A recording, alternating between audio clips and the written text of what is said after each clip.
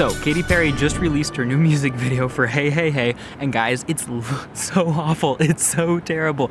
And so I wanted to go ahead and react to it and explain a couple of things real quick. You'll probably notice I'm not in my usual place of recording. This is the roof of an academic building of the university that I work at. Because I saw the music video came out now, and because I really wanted to jump on it, and I have a ton to do tonight, including date night with April, I wanted to go ahead and review and react just as quickly as we could, get this over with, get it out of the way, and get it up to you guys. So, let's go ahead and start. First of all, not a fan of Katy Perry, if you don't know that already. If you guys want to watch a really cool video that I made recently, check out my 20 worst lyrics of 2017 video. It's really good, and it's a good way to cleanse your mind after you listen to just too much pop music in 2017. So let's go ahead and start with Katy Perry.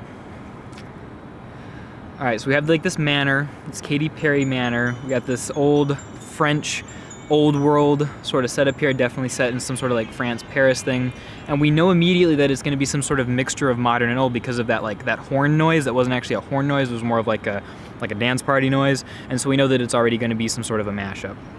Katy Perry is waking up, and we have that sort of irreverent Mozart shirt, as well as the girl with the horn had a sign that said, "Wake the hell up."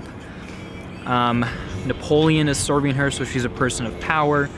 She has her phone, and she's talking to Prince Piggy, an interesting play on Miss Piggy, but Miss Piggy's not an insult. Prince Piggy definitely is, and it's probably a play off of the idea that maybe some men are pigs. She obviously has a chastity belt enforced upon her by these other people, and so it's sort of a societal pressure thing to be chaste or to act a certain way, which, based on the costumes, it's definitely a tongue-in-cheek thing. These girls are compulsively eating, and so we know that something's going on there.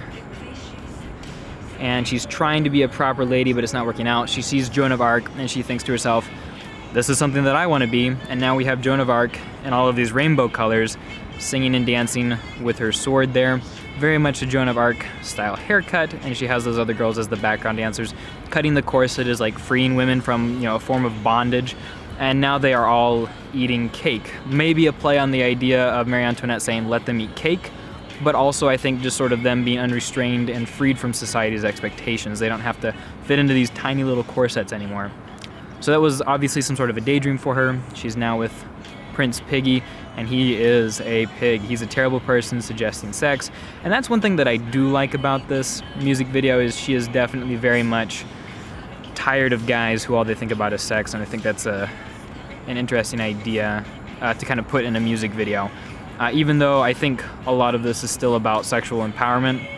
And so it's that she's not saying that sex is bad, it's that Prince Piggy is doing it the wrong way.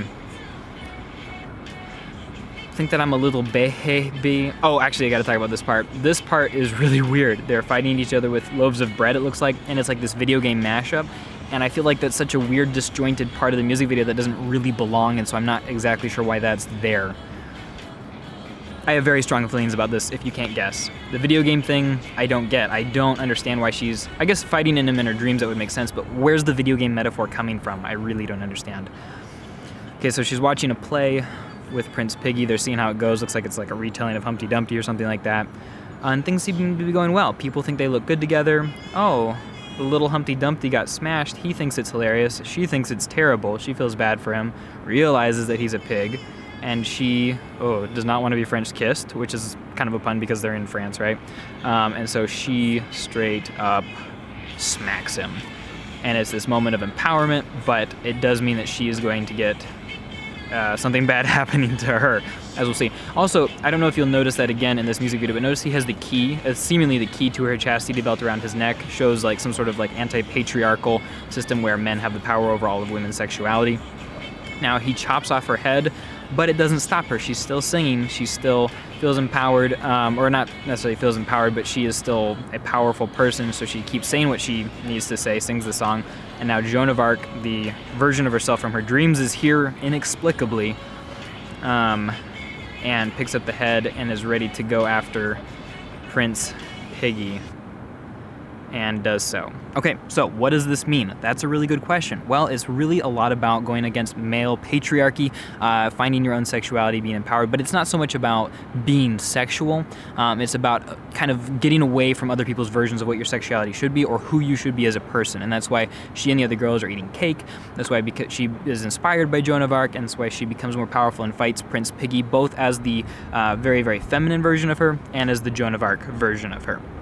Now, there is a lot of subtext, but there's a lot that is terrible with this music video. The video game scene was weird and disjointed. The whole thing is like over the top, gaudy, and tacky, and I did not enjoy watching it. I think it's like Katy Perry went on like a bad acid trip or something, or whoever the director of her music video was, and I don't understand it. It just seemed so extra, so unnecessary, and there seemed to be a lot more subtle, interesting, artful ways to say the messages that she's saying.